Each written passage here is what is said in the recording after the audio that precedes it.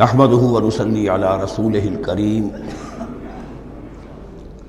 اما بعد فاعوذ بالله من الشیطان الرجیم بسم اللہ الرحمن الرحیم لیس البر ان تولوا وجوہکم قبل المشرق والمغرب۔ یہ آیت قرآن مجید کی اس اعتبار سے عظیم ترین آیت ہے۔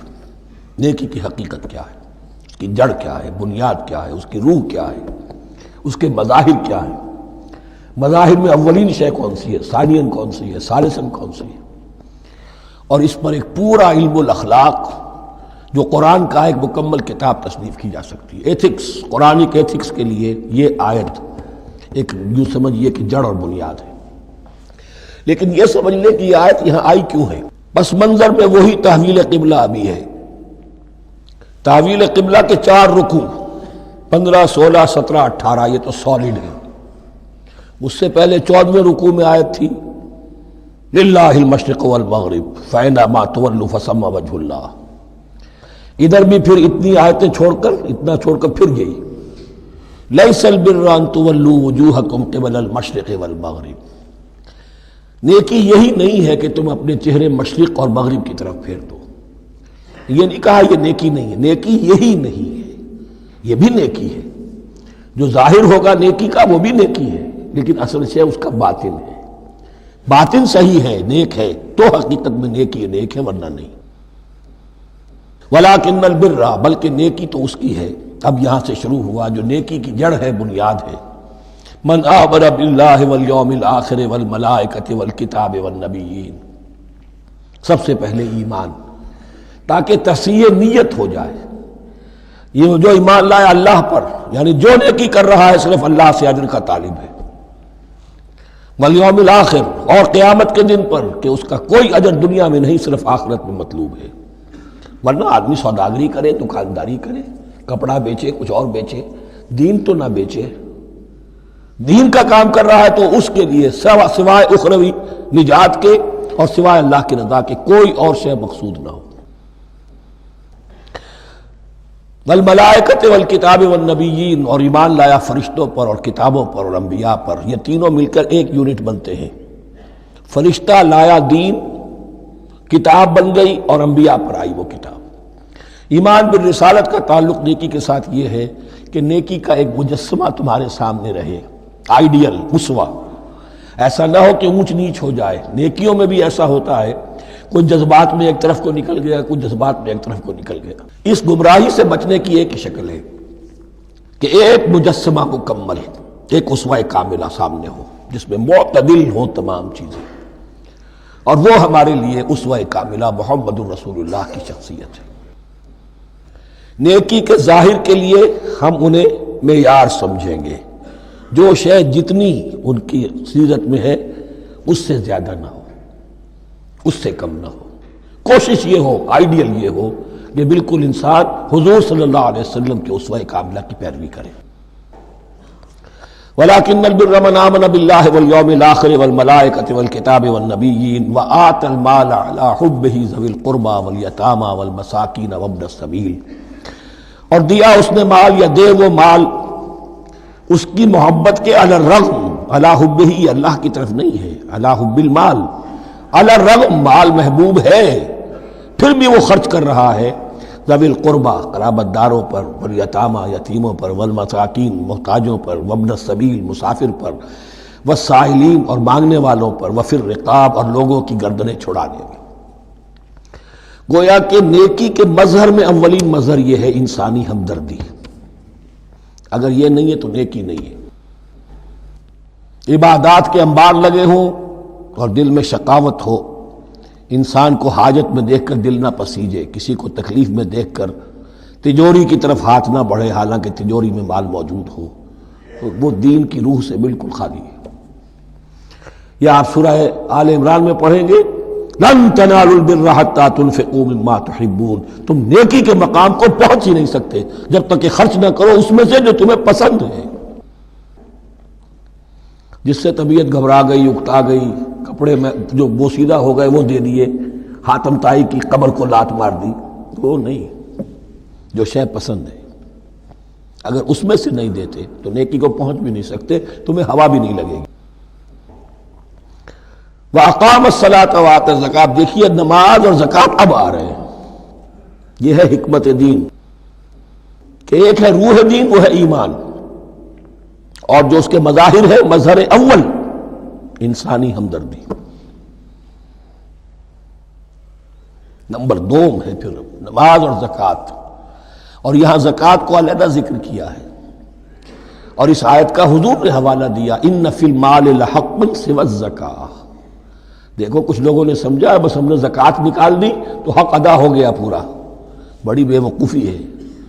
مال میں حق ہے زکوٰۃ کے سوا بھی، اور اب آپ نے یہ آیت پڑھی، دیکھو اس آیت میں کیا ہے، زکوٰۃ کا تذکرہ بعد میں ہو رہا ہے، وَآتَ الْمَالَ عَلَىٰ حُبِّهِ ذَوِي الْقُرْبَىٰ وَالْيَتَامَىٰ وَالْمَسَاكِينَ وَابْنَ السَّبِيلِ وَالسَّائِلِينَ وَفِي الرِّقَابِ وَأَقَامَ الصَّلَاةَ وَآتَى الزَّكَاةَ۔ اس کی کیا حکمت ہے کہ ایمان کو تر و تازہ رکھنے کے لیے نماز ہے، اقم الصلاۃ لذکری، اور انسانی ہمدردی میں مال خرچ کرنے کے جذبے کو پروان چڑھانے کے لیے، برقرار رکھنے کے لیے زکوٰۃ ہے۔ اتنا تو دو نا کم سے کم، بوتل کا منہ تو کھلے، کارک تو نکلے اس کا۔ اگر بوتل کا کارک نکل جائے گا تو شاید اس میں سے کچھ شربت اور بھی نکل آئے، تو زکوٰۃ ہے تو کارک کے مانند 2.5% ہے، کیا ہے، لیکن یہ کہ اس سے پھر کچھ اور بھی نکلے گا۔ جو زکوٰۃ بھی نہیں دیتا اس نے کیا کرنا۔ وَالْمُوفُونَ بِعَهْدِهِمْ إِذَا عَاهَدُوا، اور وہ کہ جو اپنے عہد کو پورا کرنے والے ہیں جب کوئی عہد کر لیں۔ سب سے بڑا عہد اللہ سے کیا، لَسْتُ بِرَبِّكُمْ قَالُوا بَلَىٰ۔ پھر عہد شریعت کا ہے کہ جو ہم نے کیا اللہ کے ساتھ، پھر آپس میں جو بھی معاہدے ہو جائیں، اور معاملات انسانی سارے کے سارے معاہدات کی شکل میں۔ شوہر اور بیوی کا معاملہ بھی ایک معاہدہ ہے، marriage is a social contract. شوہر کی ذمہ داریاں ہیں، اس کے فرائض ہیں، بیوی کی ذمہ داریاں اس کے فرائض ہیں، شوہر کے حقوق ہیں، بیوی کے حقوق ہیں۔ پھر جو بھی امپلائر امپلائی ریلیشن شپ ہے، معاہدہ ہے، کانٹریکٹ ہے۔ جو ہمارا آپ کا پولیٹیکل سسٹم ہے وہ بھی معاہدوں کے اوپر مبنی ہے۔ بڑا بزنس جو ہے وہ کانٹریکٹ میں چلتا ہے۔ تو اگر ایک چیز پیدا ہو جائے کہ جو عہد کر لیا ہے اسے پورا کرنا ہے، تو ساری اسٹریم لائننگ ہو جائے گی تمام معاملات کی۔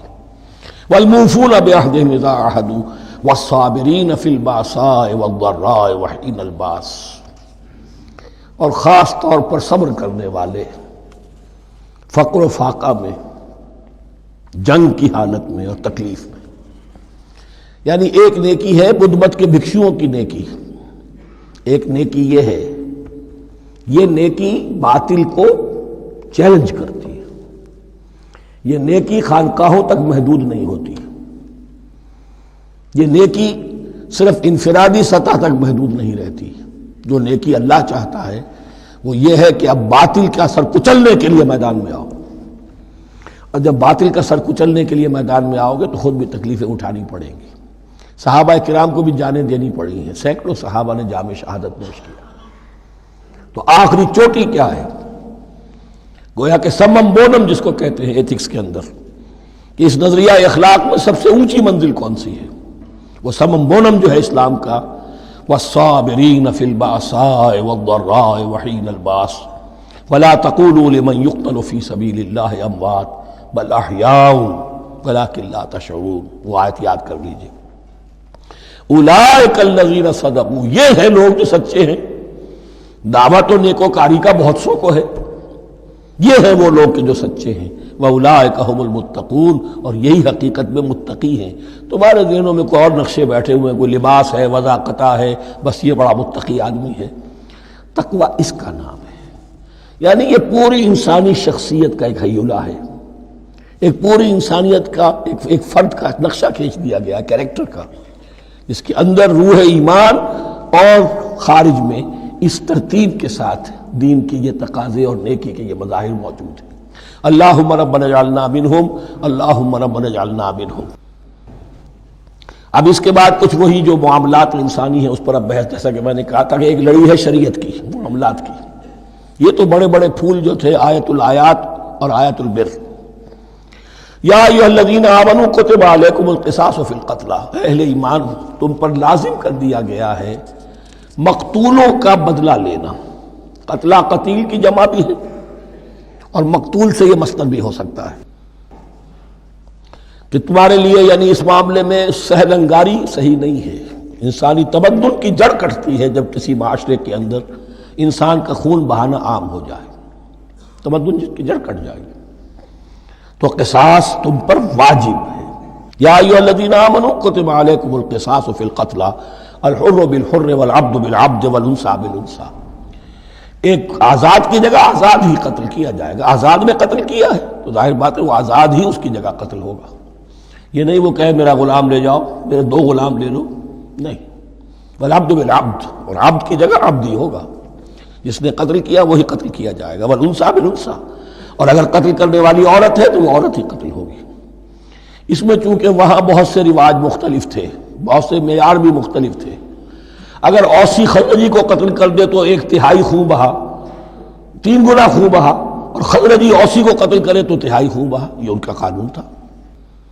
اسی طرح یہ کہ آزاد میں اور غلام میں فرق تھا، لیکن ہماری شریعت میں اگرچہ یہ طویل بڑا مضمون ہے اور اس میں کافی فقہا کے اقوال ہیں مختلف، لیکن امام ابو حنیفہ رحمۃ اللہ علیہ کا قول یہی ہے کہ تمام مسلمان آپس میں کفو ہیں، برابر ہیں، لہذا یہاں کوئی فرق نہیں کیا جائے گا قتل کے مقدمات میں۔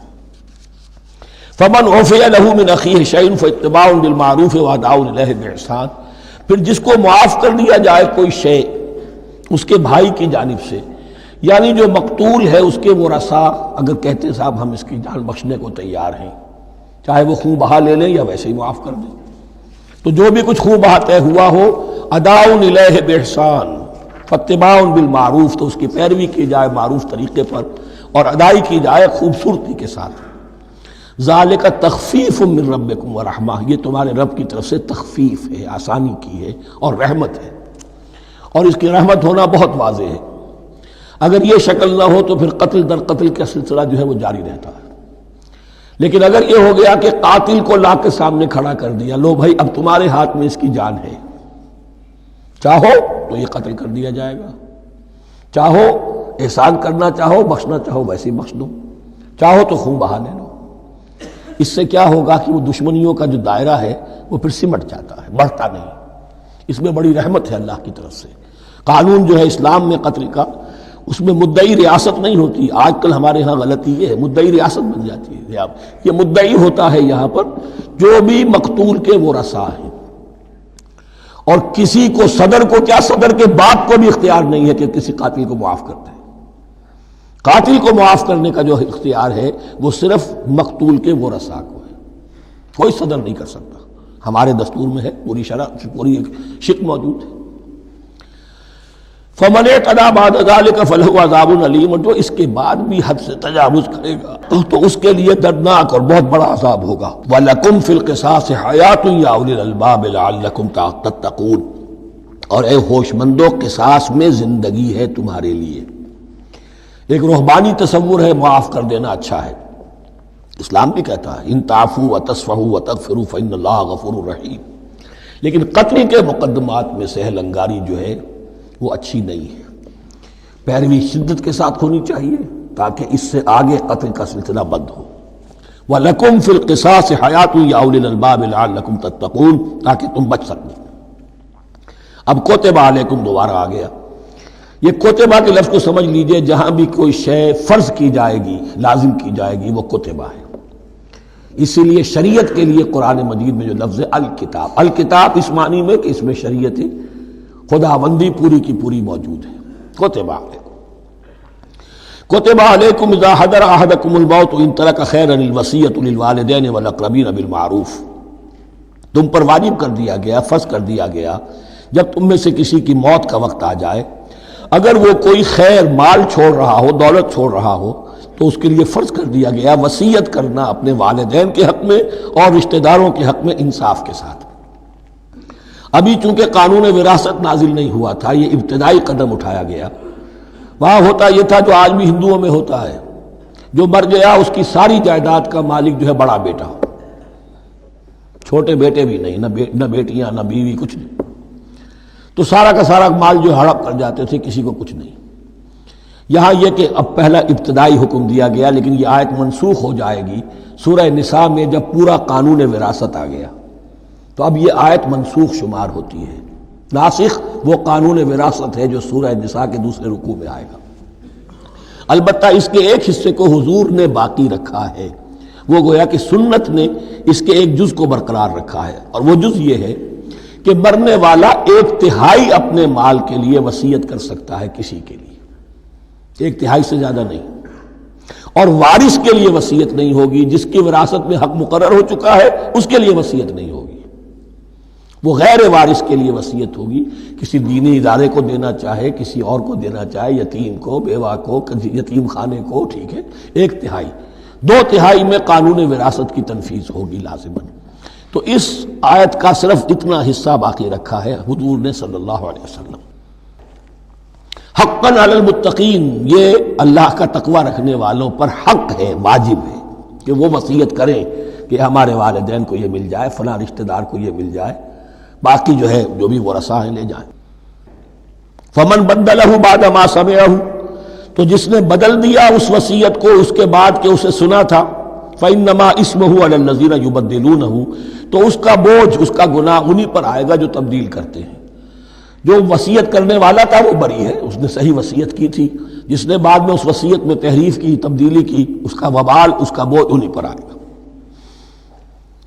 ان اللہ سمیع علیم، یقینا اللہ سب کچھ سننے والا اور جاننے والا ہے۔ فمن خاف من موص جنفا، اب اگر کسی کو اندیشہ ہوا کہ وصیت کرنے والے نے جانبداری برتی ہے، ٹھیک وصیت نہیں کی ہے، دیانتداری کے ساتھ اس کی رائے یہ ہوئی، او اسمن، یا گناہ اس نے کمایا ہے، فاصلح بینہم، اور اب ان کے مابین صلح کرا دی، ورثاء کو جمع کیا کہ بھائی وراثت تو یہ تھی، ان کی وصیت تھی، لیکن دیکھو اس میں یہ زیادتی والی بات ہے، اگر تم مطمئن ہو جاؤ، متفق ہو جاؤ تو اس میں اتنی تبدیلی کر دی جائے ان کے اتفاق سے، فلا اسم علیہ، تو اس میں کوئی گناہ نہیں ہے، یعنی ایسی نہیں ہے یہ بات کہ اس کو وہ سینکشن اور سینکٹیٹی حاصل ہو گئی ہے، تقدس، کہ اب اس میں کوئی تبدیلی نہیں ہو سکتی، باہمی مشورے سے اور اچھے جذبے سے، اصلاح کے جذبے سے وصیت میں تغیر ہو سکتا ہے۔ ان اللہ غفور الرحیم، یقیناً اللہ تعالی بخشنے والا ہے، رحم فرمانے والا۔